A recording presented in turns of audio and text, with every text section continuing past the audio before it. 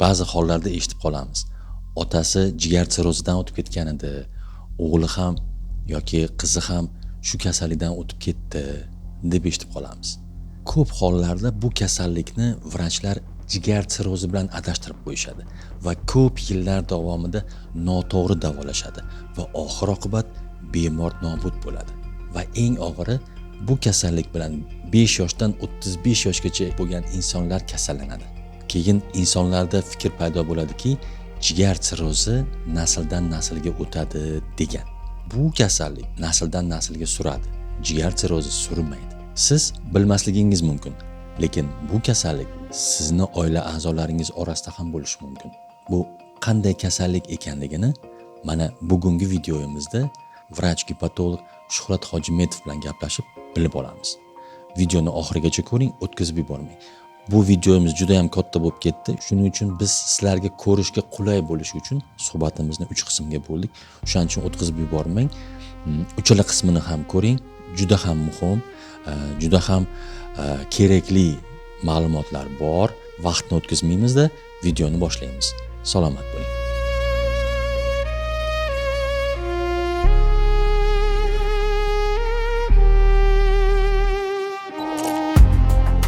Shuhrat aka, bugun mavzuni bir noyob mavzu tanladik. Wilson kasalligi.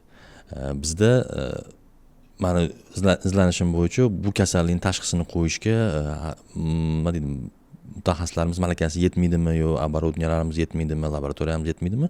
Ko'p holatda Wilson kasalligi deb turib tashxis qo'ymaydi. Sirrozni davolab yuraveradi. Aslida u sirroz emas, boshqa kasallik, o'sha Wilson kasalligi bo'lib chiqadi. Nima deysiz shu mavzuda gaplashsak? Endi bu kasallik Wilson kasalligi, Canavallo Wilson kasalligi autosom resessiv genetik kasalliklarga turkumiga kiradi-da. Bu juda kam miqdorda uchraydi. Endi buni uchrash statistikasi bitta kasal 30 mingta aholi soniga qaraganda ko'riladi. O'sha uchun bu kasallik kam. Bu kasallik nima bilan o'zini ifoda qiladi? Organizmda mis almashuvini buzilishi bilan kelib chiqadi. Bu degani jigarda jigar hujayralarida o'zida hujayrasining ichida lizosomalar bo'ladi-da, o'shalar lizosomalarning ichidagi ferment bo'ladi, seroplazmin deyiladi. O'shani kam miqdorda ishlab chiqarilishi oqibatida muz jigarda o't orqali chiqib ketmaydi-da, o'sha yerda jigarda yig'ilishining oqibatida bu kasallik vujudga keladi. O'zi mana organizmga mis moddasi kerak-ku, qanday mis organizmimizga kerak bo'lgan mis moddasi zaharga aylanib qoladi. Mana buni aytayotganimdagi bu genetik kasal bo'lganda bizda shunaqa narsa borki, 13-xromosomani mutatsiyasini hisobida ichida gen bor, ATP7B geni bor. O'sha genni funksiyasi buzilishining oqibatida, mutatsiyasining oqibatida bu kasallik vujudga keladi. Endi siz hozir aytayotgan mis buzilishi deyotganingizda, to'g'ri, oziq-ovqat yeganingizda mis organizmga yaxshi singadi. Lekin buni oqibatida asosan musni organizmida buzilishi jigarda o'sha tashqariga o't yo'li orqali chiqib ketmasligining oqibatida jigarda yig'iladi. Bu gepatotoksichnikka vujudga keltiradi. Buni oqibatida birinchidan nima paydo bo'ladi? Jigar distrofiyasi, jigar yog' bosishi, keyin undan keyin fibroz paydo bo'ladi. Undan keyin fibrozdan keyin sirrozga keladi. Mana shuni bu kasallikni nimaga biz ko'pincha yaxshi farq qila olmaymiz? Chunki biz hammamiz o'ylaymizki, bu yerda genetik kasallik yo'q deb biz sirrozi, fibrozi yoki jigar yog' bosganini davolashni boshlaymiz. Lekin hozir gapingizdan shuni ko'rinib turibdi, haqiqatda ham o'sha ko'rinish alomatlari o'sha jigar yog' bosishi, fibroz bo'lishiga o'xshagan sirrozga qarab ketar ekanda. To'g'ri. O'sha uchun qiyinchilikni bu kasallikni yana asosiy e'tibor beradigan payti 5 yoshdan shu 30 yoshgacha ko'p uchraydi. Imенно shu yoshda. Endi hozir savol berishingiz mumkin. Bu genetik kasal bo'lgandan keyin bu yoshlikdan bilinmaydimi? Yo'q, yoshlikdan bilinmaydi. Chunki 5 yoshdan keyin bolalar o'sha katta bo'lgandan keyin har xil ovqatlarni yeyishni boshlaydi. U mana bu kelganidan keyin biza e'tibor bera olmaymizda o'sha yoshlik paytida. Qachon e'tibor beramiz? Qachonki bu kasallik jigar sirroziga yoki fibrozga olib kelganidan keyin biza ko'rib qolamizda bu kasallikni. Agar bu kasallikni vaqtida biza e'tibor berib bilib olsak bu kasallikni, buni o'sha paytda rivojlanayotgan paytida biza to'xtatishimiz mumkin. O'sha misni so'rilishi buziladi-da, o'sha ferment yetishmovchiligini hisobidan. Biza nima ish qilishimiz mumkin? O'sha jigarda yig'ilmasligi uchun o'zini dorilari bor, o'shalarni ishlatsak bo'ladi. Bu pajizlinni ishlatiladi faqat. Agar bilib qolsak. Bu nimani olib kelib beradi bizga? Olib kelib beradigan narsasi bu kasallikdan odam agar shu kasallik vujudga kelganidan keyin biz bunga e'tibor bermasdak, buni oxirati o'limga olib keladi. Bu kasallik yana nima qilaylik? Sizni amaliyotingizda bo'lganmi shunaqa narsa? Bu kasallik meni amaliyotimda bo'lgan, lekin afsuski biz o'sha bolachani biz saqlab qola olmaganmiz, chunki biz kech bilganmiz bu kasallik bunda rivojlanganini. Chunki kelganida bir o'g'il bola 15 yashar bola edi. Meni o'sha konsultatsiyaga chaqirishgan edi. Men ko'rgan edim, unda jigar sirrozi ketayotdi. Oxirgi davrlari dekompensatsiya paytida. Lekin bu bolani hamma tekshiruvlar qilishgan edi, gepatit B ga, gepatit C ga tekshirishgan edi, virusga, autoimmun kasalliklarni istisno qilishgan edi. Lekin afsuski shu Wilson Kanalov kasalligiga e'tibor berishmagan edi. Nimaga bizda e'tibor berishmaydi? Nima uchun? Bizda nima shunaqa kamdan kam uchraydigan kasallikmi yo nimaga sabab? Yo'q, hozir e'tibor kuchli. Hozir juda e'tibor kuchli, genetika rivojlanishi kuchaydi. Hozir o'zi e'tibor beradigan narsamiz bu kasalliklar ko'proq yoshlikda xavfli hisoblanadi. Подростковый paytlarda bo'ladi. Bunda birinchi e'tibor beradigan narsa o'sha organizmda jigarda o'zgarish paydo bo'ladi bu kasallik. Ikkinchida o'zgaradigan narsamiz sentralniy nervniy sistema, markaziy nerv sistemasida o'zgarish paydo bo'ladi. Qanaqa o'zgarish? Markaziy nerv sistemada har xil nevrologik kasallik, tremorlar paydo bo'ladi. Endi tremor deganingiz oddiy aholi tushunmaydi. Qo'lda qaltirashlar paydo bo'ladi. Og'izdan so'lay ajralish ko'payishi mumkin. Lekin litso maskali yuz deyiladi. To есть ifodasiz yuz deyiladi, maska shunaqa paydo bo'ladi. Mimikasi kamayadi. Mimikasida o'zgarish bo'ladi. Yaxshi gapira olmaydi. Mana shular nevrologik klinikasi hisoblanadi Wilson kasalligida. Endi jigarikida paydo bo'ladigan bo'lsa, jigarikida nima bo'ladi? O'sha aytilganidek birinchi jigari yog' distrofiyasi, keyin fibroz, keyin sirrozga olib keladi-da bu narsa. Yana bitta uchinchi narsasi bor. Uni ham biladigan narsamiz oftalmologlarning yordamida uglovoy lampalar orqali biza halqa ko'ra olamiz. Halqada o'ziga xos, bu kasallikka xos belgi bo'ladi.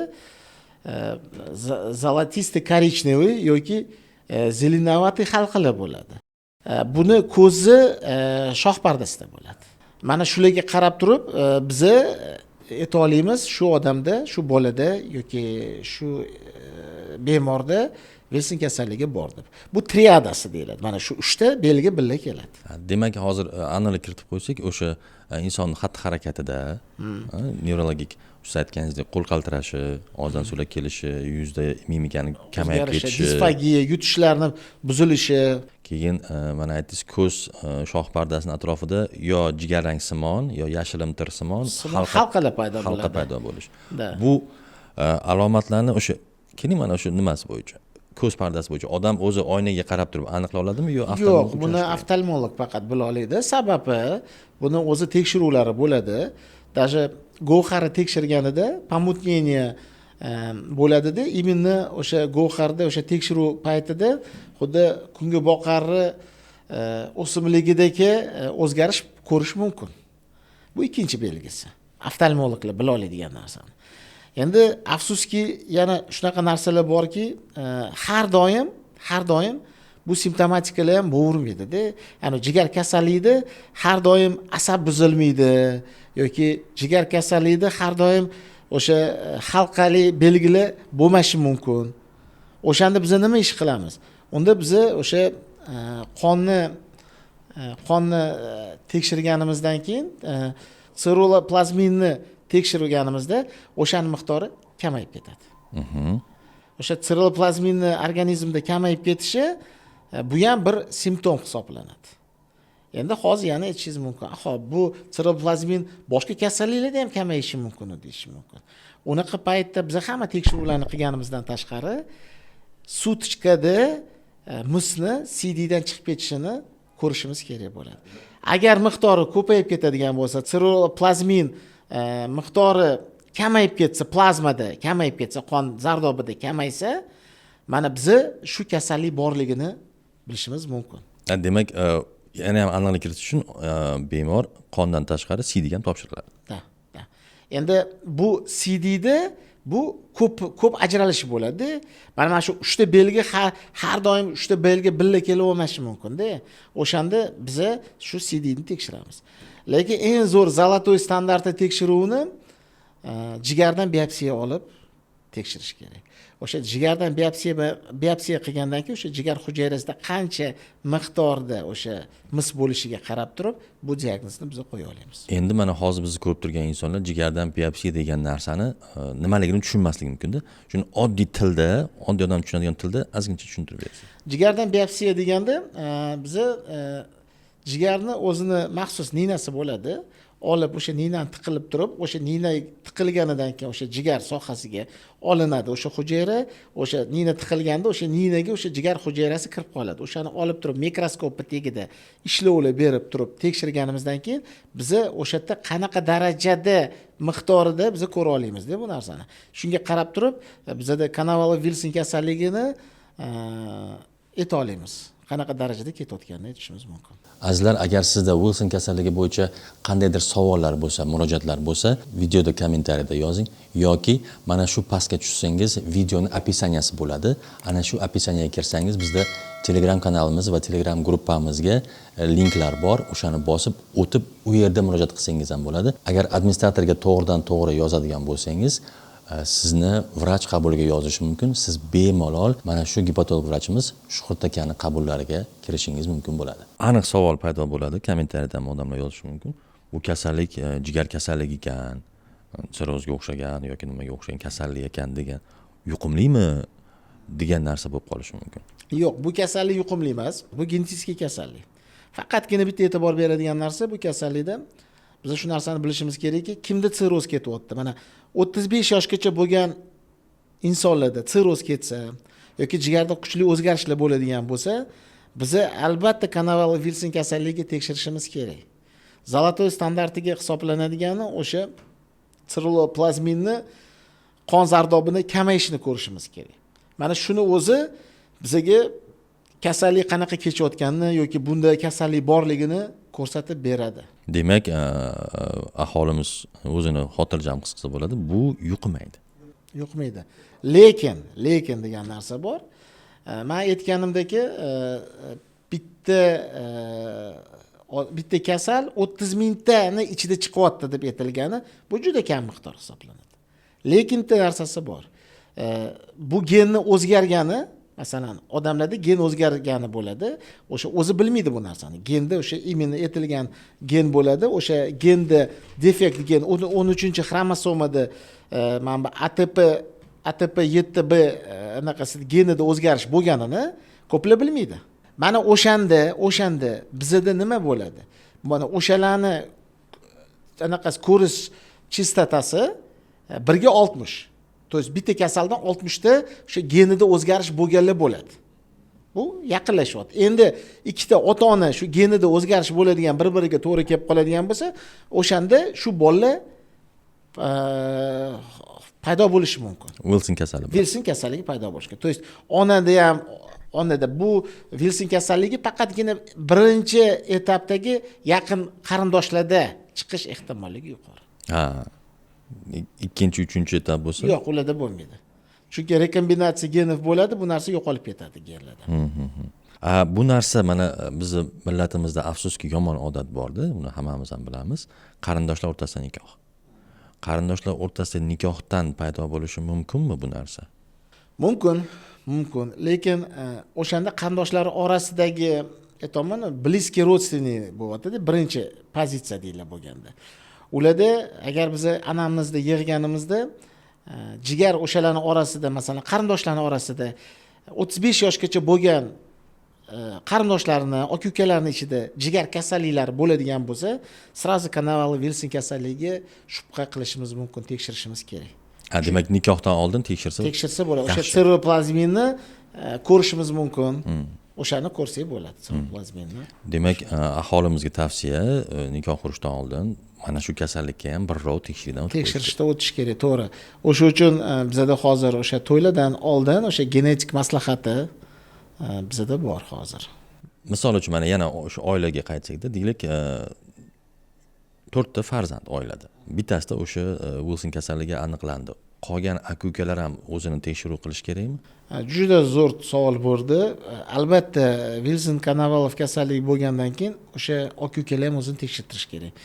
Uni o'sha aytilgandek 3 ta standart bo'yicha tekshiriladi, lekin eng birinchi standarti o'sha seroplazminni qon zardobida tekshirish kerak. O'shani miqdori kamayib ketib qolsa, keyingi etaplarga o'sha tekshiruvni boshlash kerak bo'ladi. O'sha aka-ukalar qaysi yoshgacha shu narsani qilib olish kerak? Aytilayotgandek 5 dan 35 yoshgacha bu kasallik ko'p uchraydi. Lekin shunaqa случайлар bo'lgan, 50-60 yasharli insonlarda Konovalov Wilson kasalligini ham biz uchratganmiz. Mana shu alomatlar sanab o'tdik-ku boshda, o'sha 3 xil zaltoy standartdagi alomatlar, ko'zdagi nevrologik alomatlar va jigardagi alomatlar. O'sha alomatlar aniqlangan paytda harakatni boshlasa, insonni invalidlikdan saqlab qolish mumkinmi? Saqlasa bo'ladi ham. Qarang, agar vaqtida shu narsani bilinib qolsa, qancha vaqtli bilinsa kasallik, shuncha prognozi yaxshi. То есть invalidность bo'lish asorati o'tib ketishidan oldin bilinib qolsa, kasallikni bu ahvoldan chiqarish osonroq bo'ladi. Lekin degan narsa bor. Bunda biza bu videomizning birinchi qismi edi. Yanada qiziqarliroq, yanada muhimroq, yanada kerakliroq bo'ladigan ma'lumotlar keyingi videomizda chiqadi. O'tkazib yubormang. Keyingi videomizni mana shu joyda plashkasini ko'rishingiz mumkin. O'shani bossangiz, keyingi videoga o'tasiz. Salomat bo'ling.